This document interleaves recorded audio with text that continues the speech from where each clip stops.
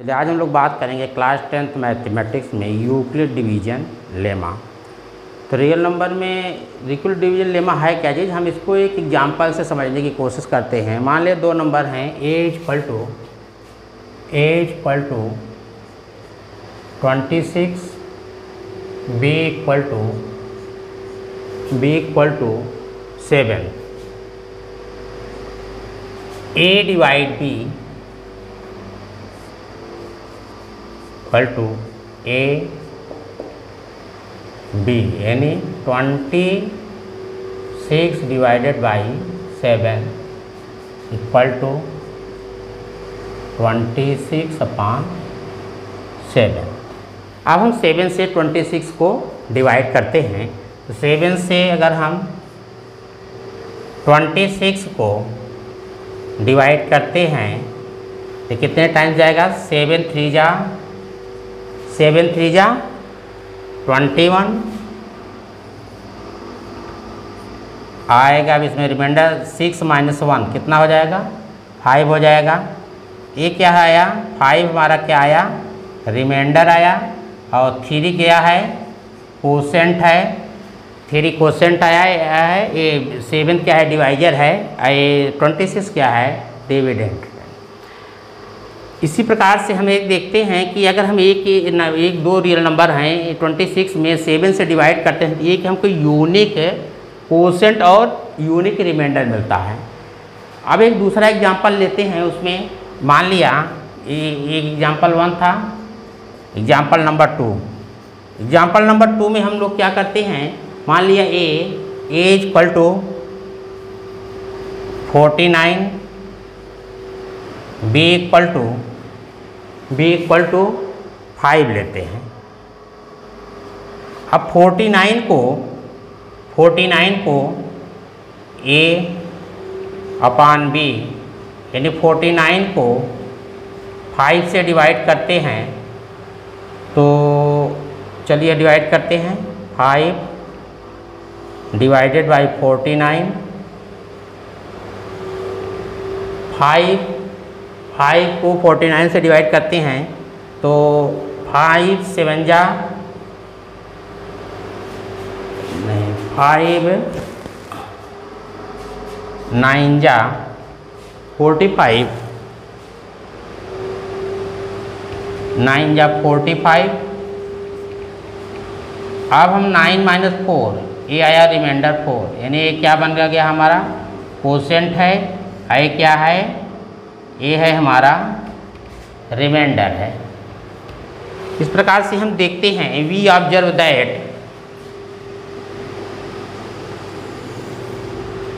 तो हम इस प्रकार से हम ये देखते हैं so we observe that, so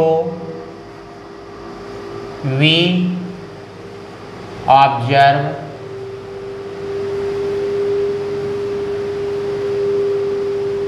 that, so we observe that we divide two positive integer, we divide, if we divide two positive integer, two positive integer, if we divide two positive integer a and b,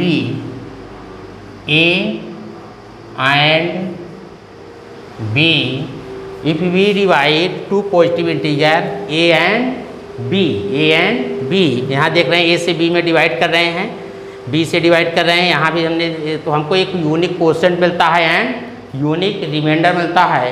we can find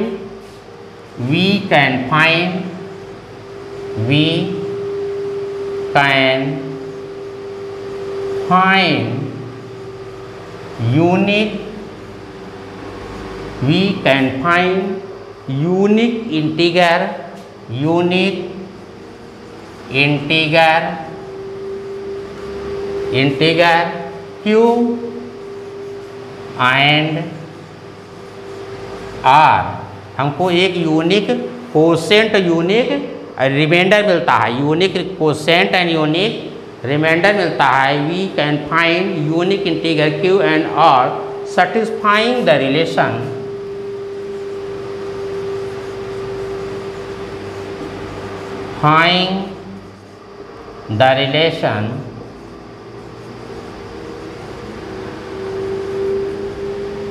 relation A is equal to BQ plus R, A equal to BQ plus R such that जो reminder की जो value होगी R lie between such that R lie between 0 to B, 0 to less than B। R जो है यानी R की जो possible value क्या होती है, 0 से लेकर के B से छोटा नंबर होगा। This is known as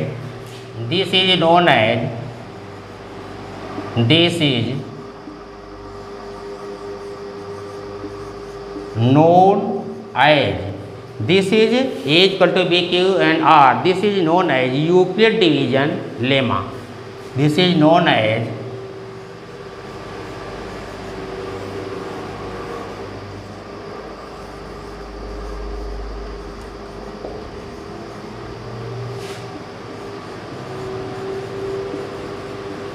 lemma. This is known as Euclid division lemma. इस प्रकार से हम देखते हैं कि अगर कोई दो पॉजिटिव इंटीजर हैं ए से बी में, अगर ए में बी से डिवाइड करते हैं तो हमको एक यूनिक कोशेंट और रिमाइंडर मिलता है जिनके बीच जो रिलेशन मिलता है A equal to B Q plus R, A equal to B Q plus R. यहाँ कैसे देखते हैं, देखिए जिसको हम 26 है, 26 को हम लिख सकते हैं 26 equal to 7 multiplied by 3 plus 5। ठीक इसी प्रकार से 49 को, इस 49 को लिख सकते हैं, दोनों को, ये दोनों को मल्टीप्लाई करेंगे 49 equal to 5 multiplied by 9 plus 4, 5 multiplied by 9 plus 4। इस तरीके से जो रिलेशन देखा A equal to B Q plus R. देख रहे हैं यहाँ जो रिमाइंडर आता है, जो रिमाइंडर आपको देख रहे हैं यहाँ जो रिमाइंडर आपको 5 आया है, वो 5 जो है 7 से छोटा है। इसी को कहा जाता है यूक्लिड डिवीजन लेमा। अब यूक्लिड डिवीजन लेमा का यूज करके हम यूक्लिड डिवीजन, अब हम लोग क्या करते हैं कि इसका यूक्लिड डिवीजन लेमा का जो एप्लीकेशन होता है उसको कहा जाता है यूक्लिड डिवीजन एल्गोरिथम। अगला कॉन्सेप्ट हम लोग का होगा यूक्लिड डिवीजन एल्गोरिथम। मतलब इस लेमा को हम यूज करके जो फाइंड करते हैं वो क्या होता है, एचसीएफ फाइंड करने में Euclid division lemma in general use होता है। ये जो यूक्लिड डिवीजन लेमा का यूज करके जो हम फाइंड करते हैं उसको कहा जाता है यूक्लिड डिवीजन एल्गोरिथम। चलिए अब हम लोग आगे बात करते हैं यूक्लिड डिवीजन एल्गोरिथम का। डिवीजन एल्गोरिथम, अभी इसके हम पहले हम लोग बात किए थे यूक्लिड डिवीजन लेमा का, A equal to B Q plus R. यानी यूक्लिड डिवीजन लेमा का यूज करके जो हम यूक्लिड डिवीजन लेमा का जो एप्लीकेशन है जिसको यूज करके हम जो फाइंड करते हैं ये सिस्टम क्या कहलाता है, एल्गोरिथम कहलाता है। तो अब एल्गोरिथम में क्या करते हैं, यूक्लिड डिवीजन जनरल यूज किया जाता है एचसीएफ को फाइंड करने में। To obtain HCF of Euclid division algorithm है क्या चीज़, to obtain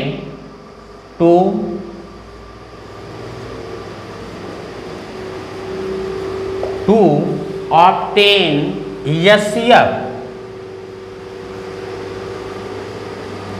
of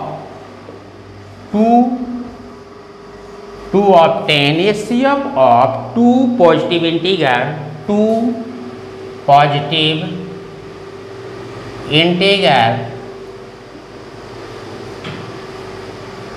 A and B, A and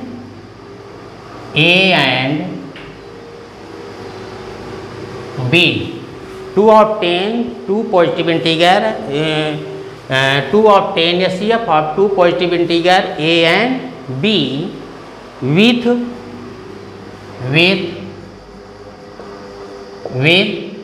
A greater than B with A greater than B. With A greater than B, steps are as follows. Steps are as follow. पहला क्या है?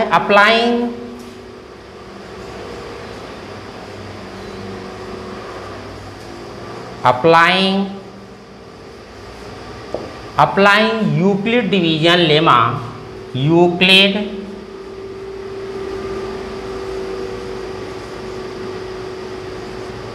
Division lemma, short में हम इसको कहते हैं EDL, Euclid division lemma to A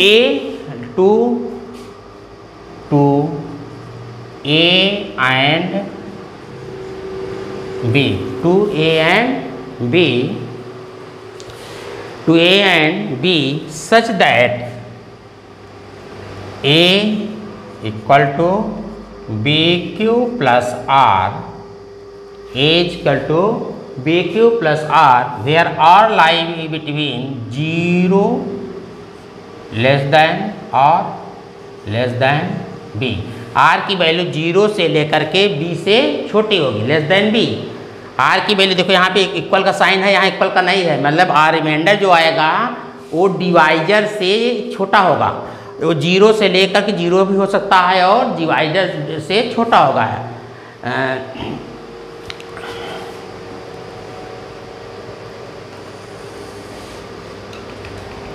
इसको हम लोग यहाँ दो पॉसिबिलिटी है.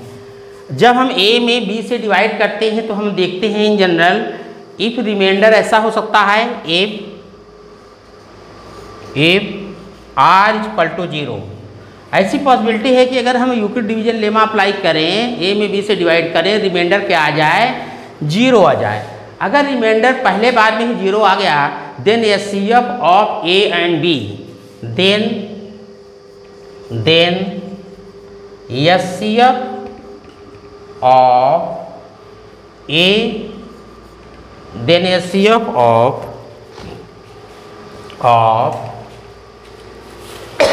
HCF of A and B is B. अगर पहले बार में A में B से डिवाइड करें, अगर रिमाइंडर पहले बार में A में B से डिवाइड करें, रिमाइंडर क्या आ जाए? 0 आ जाए, then A and B, then HCF of A and B is B. तब क्या है? जो डिवाइजर है वही क्या होगा?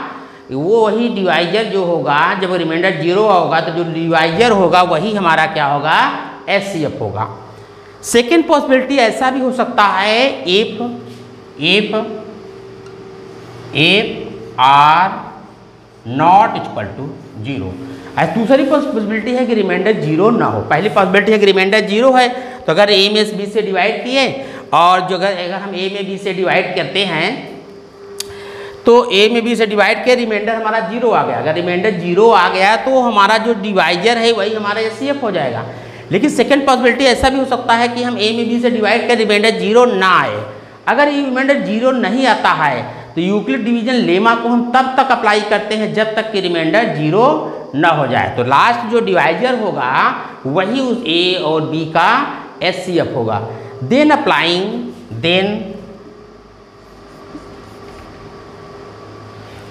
तो यहाँ पे हम लोग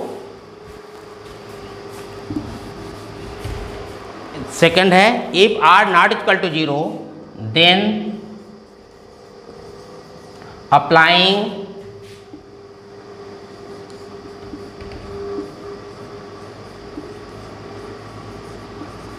applying Euclid division lemma ED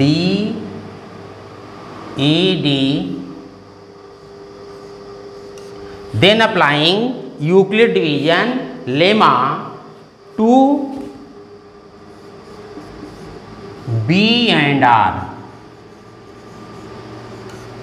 B divisor और रिमाइंडर के बीच यूक्लिड डिवीजन लेमा को अप्लाई करेंगे, then apply Euclid division lemma to B and R till the remainder is 0,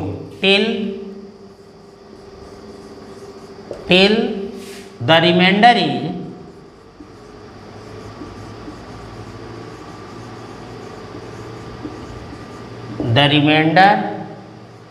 is zero, till apply then applying Euclid division lemma B and R, मतलब कि divisor और remainder के बीच Euclid division lemma को तब तक apply करेंगे जब तक कि रिमाइंडर 0 ना हो, then remainder is 0, the last divisor is called HCF of A and B, then the last तो हम जैसे ही रिमाइंडर 0 हो गया ए और बी के बीच हम क्या करेंगे, बी और आर के बीच हम यूक्लिड डिवीजन लेमा को हम तब तक अप्लाई करेंगे जब तक कि रिमाइंडर 0 ना हो जाए। The last divisor,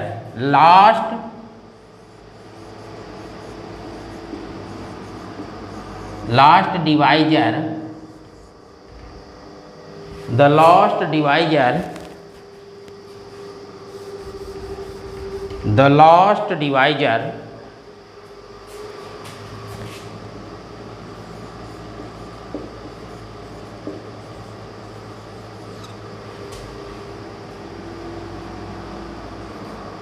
last divisor is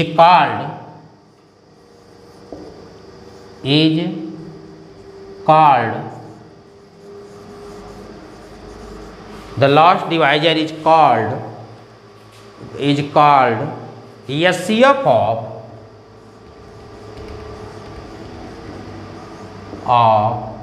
A and B, then last divisor is called, जैसे रिमाइंडर 0 हो गया तो then last divisor is called HCF of A and B, last divisor जो होगा वो A और B का HCF होगा। इस तरीके से हम लोग देख लिए कि यूक्लिड डिवीजन एल्गोरिथम आखिर है क्या है। यूक्लिड डिवीजन एल्गोरिथम मतलब कि application of Euclid division lemma, Euclid division lemma का जो एप्लीकेशन है, जो इसको यूज करके जो हम फाइंड करते ही हैं, इसको कहा जाता है यूक्लिड डिवीजन एल्गोरिथम। अब इसी यूक्लिड डिवीजन एल्गोरिथम का यूज करके हम लोग क्या निकालेंगे, हम निकालेंगे HCF of 2 positive integer A and B। ठीक है, ओके।